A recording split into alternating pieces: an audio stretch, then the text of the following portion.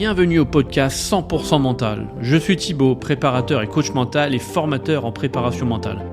À chaque épisode, on va traiter un thème, un sujet ou un outil qui va vous permettre de transformer votre mental en allié sportif et être performant en toutes circonstances. Merci de votre écoute, allons-y.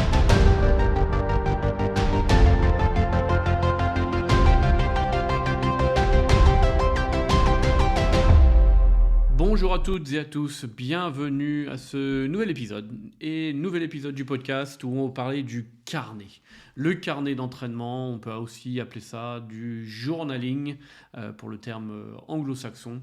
Donc le carnet, on va voir ce que c'est déjà, on va voir à quoi ça sert, je vais vous donner des exemples de sportifs qui l'utilisent, de quelle manière ils l'utilisent, essayer d'apporter un peu de notions scientifiques, même si vous savez que je ne suis pas un expert là-dessus, et ensuite vous donner des exemples ou autres de choses que vous pouvez mettre en place dans votre carnet, quelques conseils quelque part là-dessus.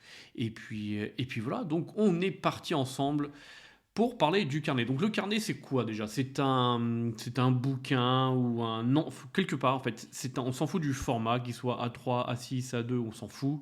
Est-ce que c'est papier ou digital ? D'ailleurs, on y reviendra là-dessus. Est-ce qu'il doit être absolument en papier ? Pas forcément.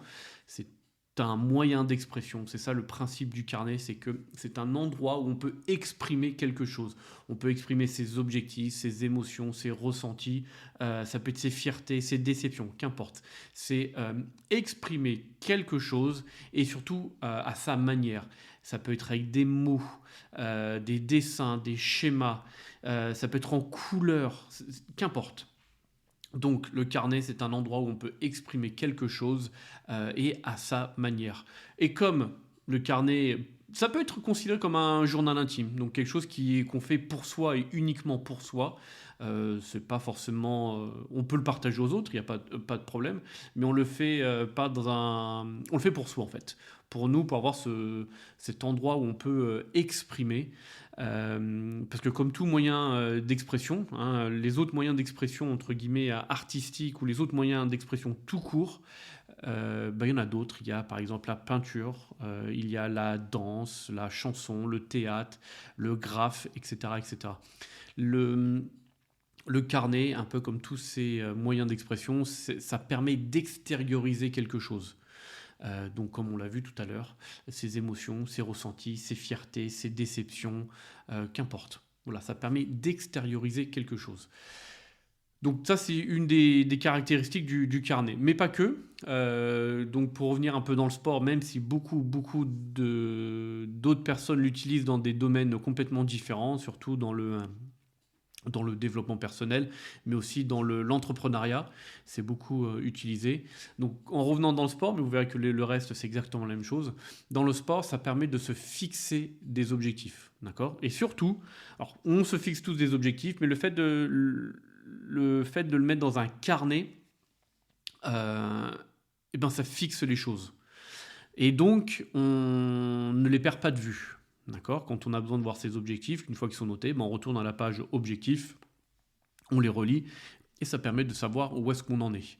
D'accord ? Donc ça permet donc de fixer des objectifs, de ne pas les perdre de vue, hyper important. Et aussi, dans le côté perte de vue, c'est aussi d'arriver à rester concentré dessus. Pas s'éparpiller à droite à gauche, pas se fixer, changer les objectifs toutes les 30 secondes, c'est-à-dire qu'ils ne sont pas bien fixés. Donc ça permet aussi de rester focus et concentré dessus. Ça permet aussi de savoir où est-ce qu'on en est par rapport à ses objectifs, donc se faire des auto-feedback, un feedback personnel à soi-même, d'ajuster les objectifs au fur et à mesure. Peut-être qu'il faut les remettre un peu à la baisse, peut-être qu'il faut décaler la date de réalisation, rajouter des sous-étapes, etc., etc. D'accord ? Donc c'est ça qui est important. Donc ça, c'est le côté objectif et quantitatif. Le côté qualitatif, c'est comme un journal intime. En fait, on exprime entre guillemets sa vulnérabilité parce que on peut l'exprimer des choses sans être jugé, mais il faut aller voir des professionnels, donc des thérapeutes par exemple, des psys, etc., un prépa mental. Quand ces personnes-là ont cette posture de non-jugement, c'est top de confidentialité, de non-jugement, d'acceptation, etc., inconditionnelle. Voilà, là on peut tout exprimer et ça fait du bien. Parce que dans la vie de tous les jours, dans notre entourage, il est très très très difficile, à mon sens, il est même impossible de trouver des personnes qui sont impartiales, neutres, sans jugement, même confidentielles aussi, si ça peut arriver. Donc, parce qu'en tant qu'être humain, en dehors de cette posture professionnelle, on a vite tendance à aller dans de prendre cette casquette de sauveur. À savoir, bah tiens, j'ai mon ami qui va pas très bien, donc il faut que je l'aide. Alors que la personne en face a pas besoin d'aide, pas tout le temps, mais il y a des personnes qui n'ont pas besoin d'aide et qui ont juste besoin d'exprimer. Et quand on essaye de les aider, c'est-à-dire qu'on n'est plus à leur écoute, la personne qui se livre peut avoir tendance à s'agacer. Et d'où ce journal intime ou ce carnet permet tout cela en disant bah, je note, je note, je note, je note. Et je sais que le carnet ne va pas me juger. La seule personne qui va me juger, c'est moi-même. Et ça permet aussi au fur et à mesure donc, de faire un travail sur soi. Donc ça ne remplace pas le travail thérapeutique, loin de là. Mais ça permet de pouvoir exprimer des choses, de mettre des choses sur papier, de pouvoir les relire avec le temps, de se dire bah tiens, je me souvenais pas que j'étais peut-être pas bien à ce moment-là, ou que j'étais à un point d'excitation ou de confiance en moi assez élevé à ce moment-là. Qu'est-ce qui s'est passé, ou de voir l'évolution, etc., etc. Donc ça aussi, c'est l'intérêt, à mon sens, du carnet. Donc en quelques mots, c'est suivre ses performances, d'accord, pour aussi rester motivé. Rester motivé et suivre ses performances, bah, on voit qu'il y a un objectif à atteindre, on voit où est-ce qu'on en est et on voit l'évolution au fur et à mesure. L'exemple le plus dans le sport, c'est assez facile à faire, notamment en course à pied, musculation ou autre. Course à pied, et on peut voir l'évolution, dire bah tiens, au début je tenais que 10 minutes, maintenant j'arrive à tenir une demi-heure par exemple, à la même allure. En musculation, avant je faisais donc ça c'est des exemples que je vous donne. On peut se dire je faisais tant de répétitions à tant de poids au développé couché, et 3 mois après je fais beaucoup plus de répétitions, ou 3 répétitions de plus, mais avec 10 kilos de plus. Donc on voit une évolution. Et c'est ça qui va permettre de rester motivé, en fait, c'est de voir l'évolution. Donc, et surtout, avoir ce carnet, quand on commence à stagner ou avoir des doutes, ou quand on trouve que ça devient difficile, qu'on ne voit pas d'évolution, et on peut retourner dans ce carnet et aller 1 mois, 3 mois, 6 mois en arrière et regarder ses perfs. Ah ouais, ok. Et en fait, je ne faisais pas beaucoup avant. Là, je râle ou je sens que c'est difficile. Mais waouh, il y a 6 mois, même 3 mois, j'étais à des années-lumière de ce que je fais actuellement. Et j'ai jamais été aussi proche de mon objectif, de réaliser mon objectif. Et c'est ça qui permet de garder la motivation. Donc, de suivre ses performances. Mais pour ça, il faut arriver à se les fixer, etc. Avant d'aller un peu plus loin, on va aller un peu plus loin un peu dans le côté scientifique. Moi, je voulais vous partager une newsletter des extraterriens. C'est Barthélemy qui a un podcast et qui a un newsletter là-dessus, donc qui a fait une newsletter sur le carnet. Donc je vous partage. Allez le voir, ce qu'il fait est canon. Moi, j'aime beaucoup. Je me suis inscrit à sa newsletter qui aide, qui donne des informations hyper intéressantes que je n'avais pas avant, ou qui me permet d'avoir une vision différente d'un sujet, et c'est hyper intéressant. Donc je vais vous lire ce que lui a mis dans sa newsletter sur le carnet, d'accord. Donc c'est un copier-coller, je vous donne sa citation à lui, ce que lui a développé, donc ça c'est hyper intéressant. Donc lui il est allé chercher un peu des études un peu plus scientifiques, ou du moins des recherches qui ont été faites là-dessus sur le carnet. Et voici ce qui en sort. Donc il disait que le double bénéfice apporté d'avoir un carnet, en fait, c'est de pouvoir apaiser ses émotions. D'apaiser ses émotions et d'arriver à créer de nouvelles pensées. Pourquoi ? Parce que l'écriture permet de décharger, d'accord ? Elle permet donc d'écrire, donc ça permet ensuite de retourner dessus et d'analyser. Pourquoi pas de faire une synthèse et ensuite de préparer à l'action. Tiens, je me sens comme ça, ça, je veux faire ça, ça et ça. Bim, j'y vais. Ça permet de mettre un plan d'action, d'accord ? Et le fait de d'écrire sur le carnet, ça permet ça crée un dialogue avec soi-même. et le fait de créer un dialogue avec soi-même. Ça rejoint un peu le podcast et tout ce qu'on peut voir sur l'intelligence. C'est que quand on est en capacité à exprimer vis-à-vis de soi-même ce que l'on ressent, c'est beaucoup plus facile de le faire avec les autres. L'intelligence émotionnelle, la capacité de créer une relation avec autrui est possible une fois qu'on l'a créée avec soi-même et qu'on est en capacité à exprimer ses émotions et d'accepter ses émotions. Donc c'est ça le côté... le carnet permet de faire ça. Et c'est ça qui est intéressant, je trouve. Et quand on écrit, ça permet de désencombrer quelque part ou de mettre les pensées, toutes les pensées parasites qu'on a en tête. Et voilà, donc ça c'est ce qu'il a apporté. L'autre information qu'il apporte, qui je trouvais intéressante, donc là qui vient d'une étude d'une psychologue américaine qui s'appelle Catherine Cox Miles, qui a étudié dans les années 20 plus de ce qu'eux appelaient à l'époque, et on peut toujours appeler des génies. Elle a suivi et étudié 300 génies, dont Newton.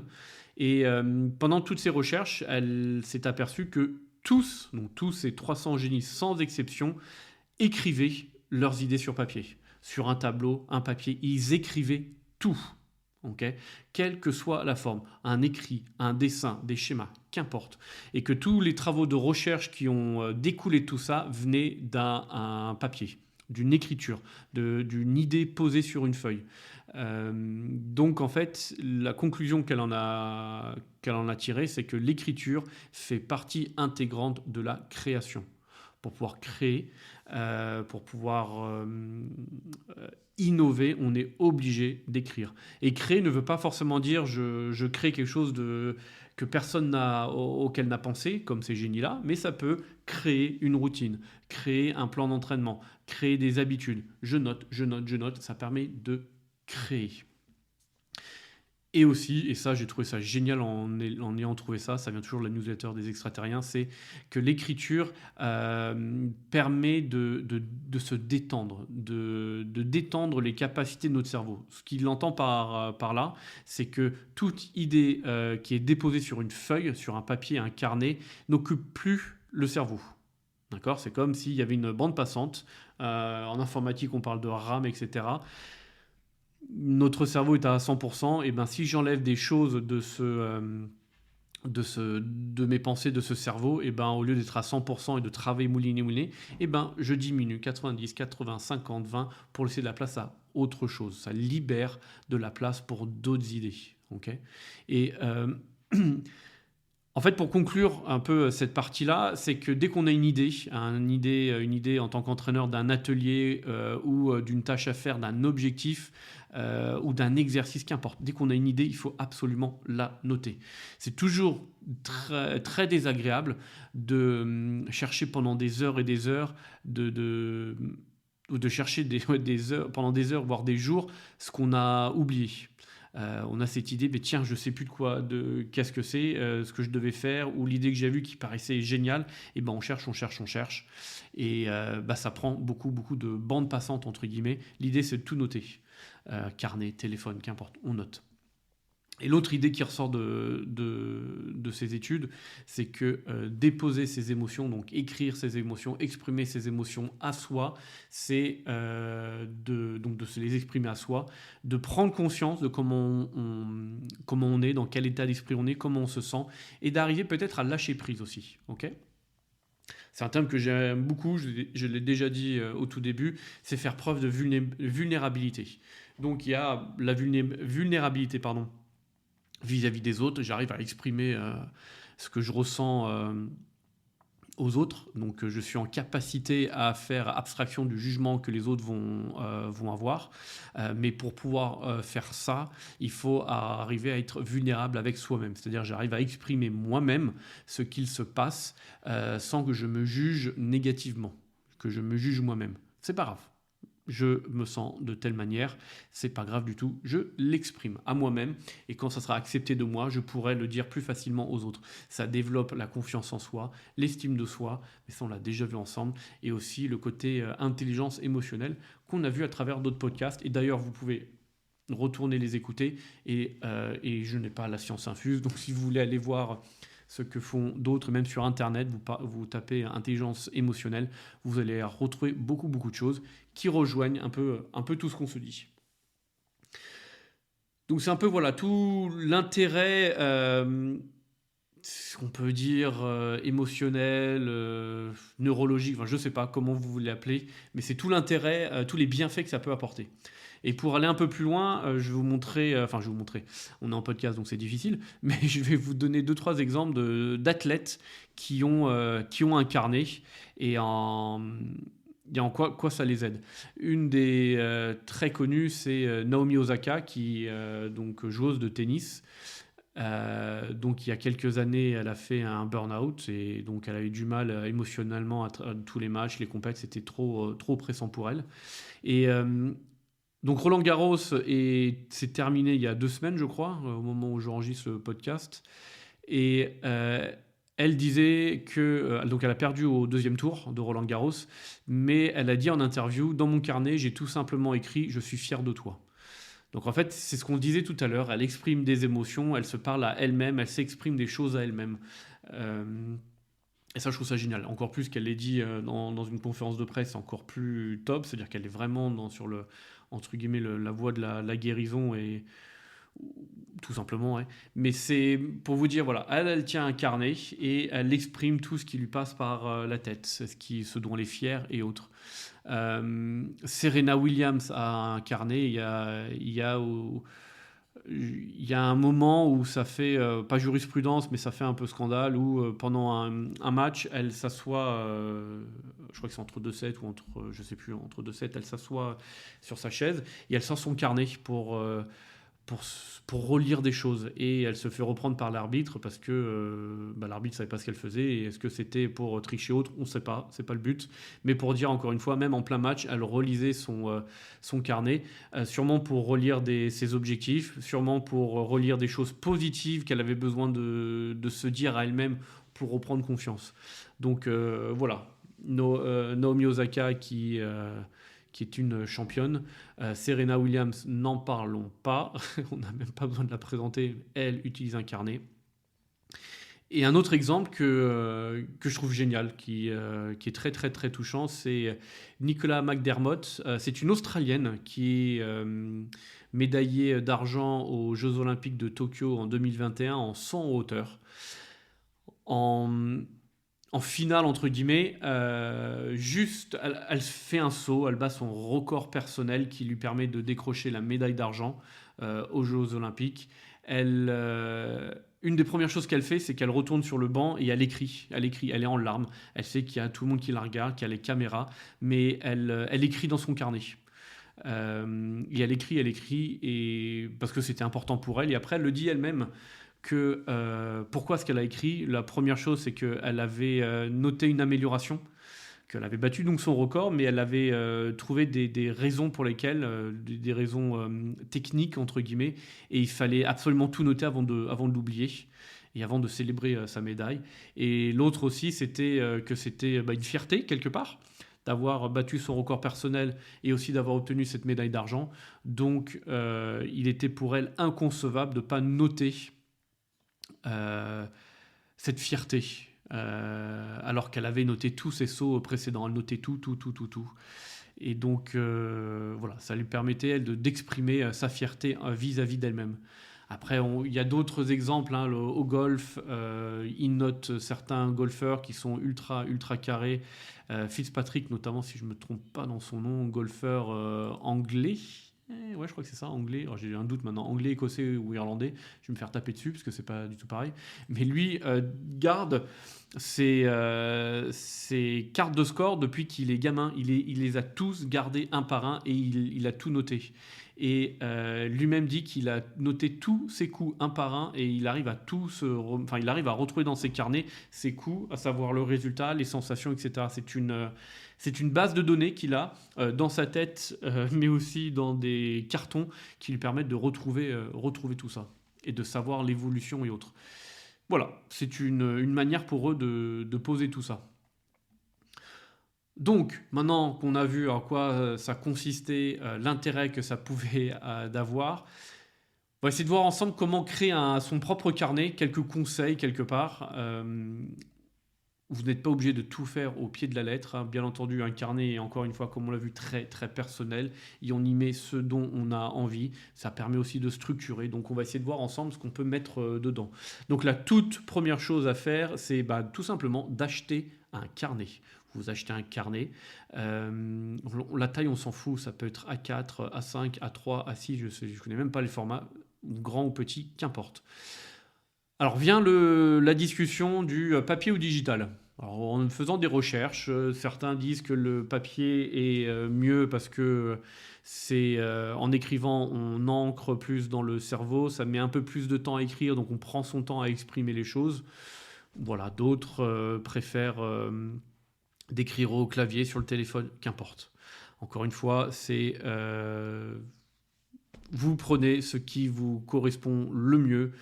C'est comme lire. Est-ce que c'est mieux de lire sur une liseuse ou le papier? Chacun sa préférence. Le but, c'est de lire. Voilà, c'est la même chose. Vous prenez ce que vous préférez, papier ou digital, et vous écrivez, vous exprimez. Donc voilà, vous prenez ce que vous voulez. Personnellement, moi j'ai un iPad et j'ai une application où je peux écrire. Donc j'ai un stylet, j'écris. Mais j'aime bien le côté digital parce que je peux... j'aime bien quand c'est bien fait, bien mis en page. Donc il y a des choses que je peux déplacer, je peux surligner. Tiens, j'aime pas cette couleur-là, je peux changer, etc. pour avoir un bon rendu au final. Et puis, mais c'est digital parce que comme ça, voilà, je peux corriger, c'est digital. Mais c'est manuscrit parce que j'aime bien écrire et je trouve que j'écris mieux et plus vite. Et c'est plus personnel et plus personnalisable en manuscrit qu'au clavier. Donc voilà, c'est pour ça que vous choisissez ce que vous voulez. Moi, c'est l'iPad et ça me va très très bien. Donc, premier conseil, d'acheter. Ce que vous pouvez faire au tout début du carnet, je trouve intéressant, ça, c'est que si vous avez acheté, en faisant ce carnet, vous l'achetez un, c'est qu'il y a un objectif, il y a un but, inscrivez-le. Inscrivez ce but, cet objectif à long terme, pourquoi, ce but dans la vie, cette mission de vie. C'est pas un objectif dans 3 semaines, ça peut être un objectif dans 10 ans. Il y a zéro problème. Et l'idée, c'est qu'il soit inscrit noir sur blanc, objectif à très très long terme. Ensuite, idéalement, c'est de savoir pourquoi vous voulez atteindre cet objectif, en quoi cet objectif est important pour vous. En quoi l'atteinte de cet objectif est important pour vous. Qu'est-ce que ça va vous apporter? D'accord? Ça va vous permettre d'identifier et de trouver pourquoi et de noter réellement pourquoi vous voulez faire ça. Ça va vous permettre de rester motivé. C'est juste une question de motivation, tout simple. Et c'est pas juste je veux perdre du poids. Très bien, je veux perdre du poids. Pourquoi? Quel est le but de cette perte de poids? Pourquoi je vais faire autant de... Ça peut être des sacrifices, ça peut être la difficulté, ça peut être de... Pourquoi est-ce que je vais faire autant de séances de sport qui vont me permettre de perdre du poids? Pourquoi je perds du poids? Pourquoi je veux être champion? Pourquoi je veux gagner ce tournoi? Pourquoi je veux gagner cette médaille? Pourquoi je veux faire ce tel chrono à telle compétition? Qu'importe. Pourquoi? Une fois que vous avez ça, vous avez votre ligne d'arrivée, mais là où vous allez vous sentir c'est pas peut-être, c'est même sûr, le plus heureux du monde, et vous allez définir des sous-objectifs, des objectifs paliers, d'accord? Moi, je vous conseille fortement d'utiliser la technique SMART. C'est ce qu'il y a de mieux parce que ça permet de cadrer la chose et surtout d'avoir des objectifs. On a vu tout à l'heure, dans un autre podcast, et vous le verrez aussi sur Internet, on peut parler d'objectifs qualitatifs et quantitatifs. Quantitatif, c'est perdre du poids, ça peut être les mensurations, ça peut être une vitesse, une allure, qu'importe, voilà. Et le qualitatif, c'est l'appréciation de soi. C'est est-ce que je suis fier de moi? Ou quand on veut perdre du poids et on se regarde dans le miroir, est-ce que je me trouve beau ou belle? C'est ça le côté qualitatif. Et ça peut aussi, une autre manière de formuler, mais les objectifs de moyens, les objectifs de performance et les objectifs de résultats. Voilà, c'est un peu tout ça. Donc à vous de jongler avec tout ça, de jongler, mais ça permet de cadrer. Donc on achète un carnet, on met ses objectifs à long terme et on explique pourquoi on va atteindre cet objectif à long terme. Qu'est-ce que ça va nous apporter personnellement, sur vraiment le plan personnel, émotionnel. Et ensuite, on met son plan d'action. Les objectifs, les sous-objectifs, à la fois qualitatifs, quantitatifs. et ou de moyens, de résultats et de performance. À vous de voir, ok? Ça, c'est l'idéal. Dans ce carnet, donc, on a vu plusieurs fois tout à l'heure qu'on peut parler de ces entraînements ou du quotidien ou de ces compétitions. Donc d'abord, on va aller sur le côté entraînement-compétition. Ce qui est intéressant, c'est de toujours, enfin pas intéressant, important, c'est de noter la date à laquelle vous faites la séance. Idéalement, vous notez votre humeur, votre état d'esprit émotionnel, votre humeur, comment vous vous sentez. Très motivé, pas motivé, j'ai un peu là, j'ai la flemme. Vous notez. Vous notez votre type de séance, est-ce que c'est de la muscu, du cardio, de la VMA, qu'importe. Et là, vous notez votre programme. Si c'est de la muscu, vous notez les exercices, le nombre de répétitions, le nombre de séries, le poids, si vous faites avec des poids, au poids du corps, qu'importe. Si c'est de l'endurance, du cardio ou autre, vous marquez voilà, la distance, le chrono, tout ce que vous avez envie de refaire ressortir de ce carnet. Si c'est de la méditation, ça peut être tout simplement combien de temps et le ressenti. Et une fois que tout est terminé, une fois que vous avez terminé votre séance de muscu, d'endurance, qu'importe, ça peut être intéressant aussi de noter ce que vous avez ressenti. Comment vous vous sentez à la fin de cette séance. Le ressenti physique et encore une fois émotionnel. Donc pour ça, vous pouvez simplement fermer les yeux et écouter ce qui se passe. Ça marche très très bien. Et vous allez voir que ça aide énormément. Pourquoi? Parce que en tout début de séance, si vous marquez je suis pas motivé, j'ai la flemme, et si vous arrivez quand même à faire la séance et vous allez y arriver, vous allez être fier de vous. Bon, au début, j'étais pas motivé, j'avais pas envie, j'étais fatigué, mais en fait, j'y suis allé. C'était pas si difficile que ça. Et à la fin, c'est surmonter un obstacle. Et à la fin, vous allez vous dire waouh, je suis fier de moi, tout simplement. Ou si vraiment c'est trop difficile et vous faites que 70% du programme que vous êtes fixé, et vous serez quand même fier de vous parce que vous avez fait quelque chose au lieu de rien faire. C'est aussi simple que ça. C'est pour ça que marquer le ressenti en début et à la fin, je trouve ça hyper intéressant. Ça permet d'ajuster déjà la séance en fonction.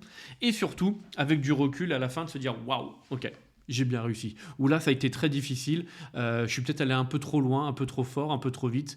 Donc à la séance d'après, faut peut-être que je fasse différemment parce que j'ai peut-être atteint ma limite. Donc ça permet d'ajuster. Ça, c'est canon. Okay. Donc ça, c'est pour le côté sportif. Entraînement, compétition, qu'importe. Okay. Ce que vous pouvez faire aussi, c'est quand, ça vous le savez tous, hein, je pense, mais quand vous faites un entraînement, c'est bien de faire un test au début. Toujours la musculation, faites des tests, je sais pas moi, le nombre de pompes, d'abdos, dips, traction, avant de faire le programme, donc pas en début du jour, mais avant tout le programme, donc en même temps peut-être que vos objectifs que vous êtes fixés avant. Et tous les 6 mois ou 3 mois, je ne suis pas prépa physique, mais de le faire régulièrement, de refaire ces tests identiques, et vous allez voir qu'il va y avoir une évolution. Et là, ça va vous dire, waouh, cool, je suis fier de moi, je progresse. Je n'ai pas encore atteint l'objectif, il est très difficile à atteindre, donc ça permet de ne pas être démotivé, de rester démotivé, parce que vous voyez une évolution. Donc ça peut être très très très intéressant à faire. Et au quotidien, pour la vie de tous les jours, ça peut être avant un entretien d'embauche, avant des rendez-vous, ou même tous les matins, si vous avez envie, la journée, d'exprimer comment vous avez dormi, comment vous vous levez le matin, quelles sont vos envies, vos besoins, quels sont vos envies, vos besoins. Et à la fin de la journée, tiens, comment s'est passée ma journée, quels sont les obstacles que j'ai rencontrés, comment je les ai surmontés. Si je ne les ai pas surmontés, c'est pas grave. Avec du recul, qu'est-ce que je peux faire demain pour les surmonter, etc., etc. Inscrire vos fiertés aussi, les fiertés du jour. Quelque part, c'est un message, c'est un dialogue que vous allez faire avec vous-même. N'oubliez pas ça. Vous n'êtes pas obligé de le faire tous les jours. Certains le font tous les jours, très bien. Certains le font uniquement quand ça va bien, c'est canon. D'autres le font uniquement quand ça va pas bien pour exprimer. C'est très très bien aussi. Vous allez trouver. Encore une fois, le carnet est un endroit d'expression avec vous-même. Donc, vous exprimez ce que vous voulez de la manière dont vous le voulez avec vous-même et uniquement vous-même. Si vous voulez le partager, c'est très bien. Donc pour conclure, pour résumer un peu tout ce qu'on s'est dit, le carnet permet de se fixer des objectifs, D'accord, quotidien, hebdo, mensuel, annuel ou sur le très très long terme, très bien. Ça permet de savoir où est-ce qu'on se situe, où est-ce qu'on en est par rapport à ces objectifs. Encore une fois, ça peut être des objectifs sportifs, des objectifs personnels, des objectifs professionnels, des objectifs de vie, on s'en fout. Là, on est dans le sport, donc c'est ça, mais quand on sort un peu du sport, ça peut aller sur autre chose. Surtout aussi, le carnet permet de prendre conscience de l'évolution, de prendre du recul, prendre de la hauteur. J'utilise toutes les métaphores du monde de regarder dans le rétroviseur, enlever les œillères comme les chevaux, un cheval de course, parce qu'on arrive à se dire, ok, quel est le chemin que j'ai parcouru? Waouh, j'ai parcouru pas mal de chemins et j'ai le droit d'être fier de moi, je suis fier de moi.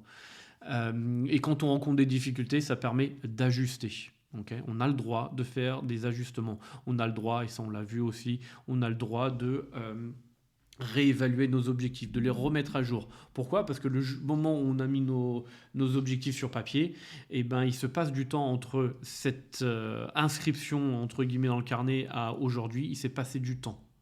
Même une journée, il s'est passé du temps. Donc on n'est plus la même personne.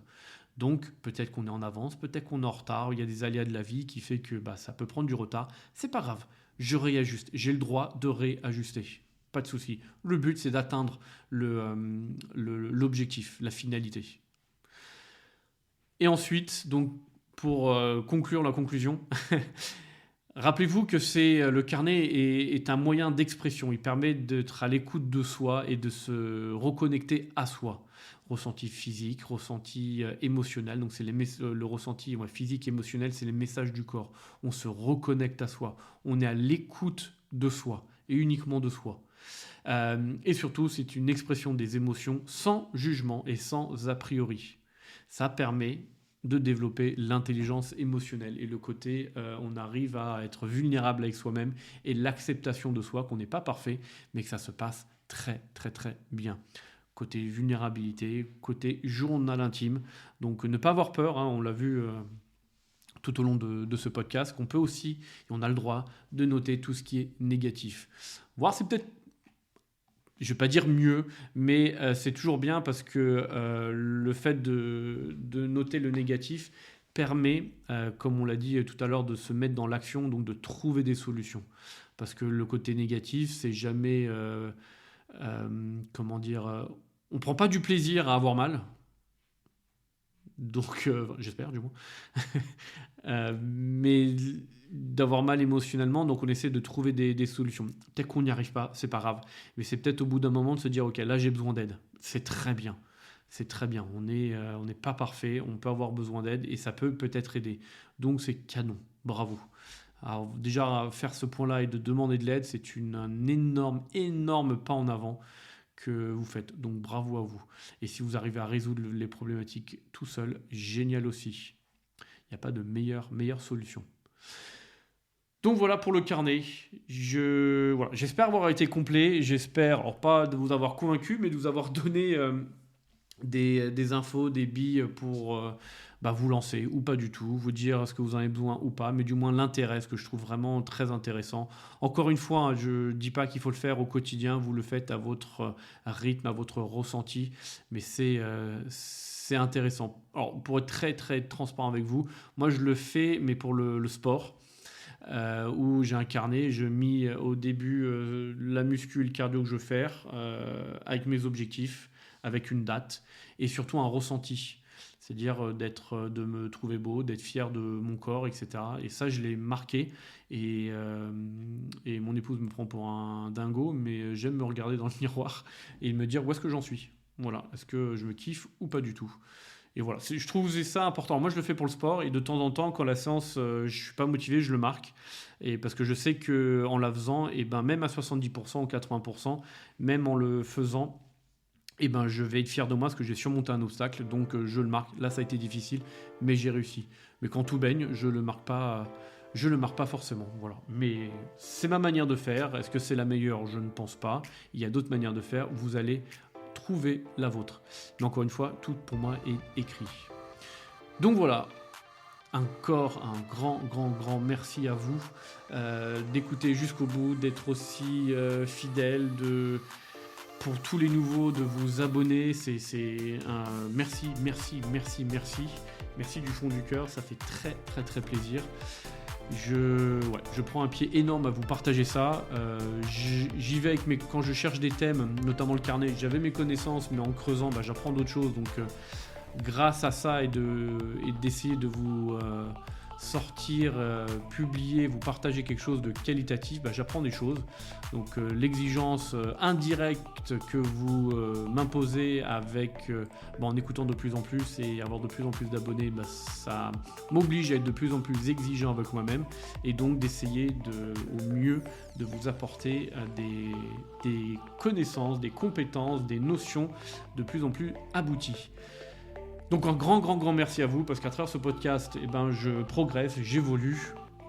Je fais des choses que je ne voulais pas faire au début, étant plus jeune, que je refusais de faire, c'est-à-dire j'allais surtout au talent et travailler, ça me gavait. Faire des recherches, non, j'y vais avec ma rhétorique à moi et mes recherches à moi, mes vérités à moi, voilà, c'est ça le terme que je cherche, mes vérités à moi. Là, ça m'oblige à sortir de ça et d'aller me confronter à tout ce qui peut, à d'autres connaissances, à d'autres manières de faire. Donc des fois, ça me conforte dans mes idées, c'est canon, et des fois, j'apprends des choses et c'est encore mieux. Donc encore un grand merci à vous. Merci à vous, n'hésitez pas à commenter, à partager, à me faire des retours sur ce qui vous a plu, ce qui vous a moins plu, sur des sujets, des thèmes que vous voulez que j'aborde, j'essaierai le mieux possible. Et puis, encore une fois, un grand merci et je vous dis à très bientôt. Ciao, bonne journée.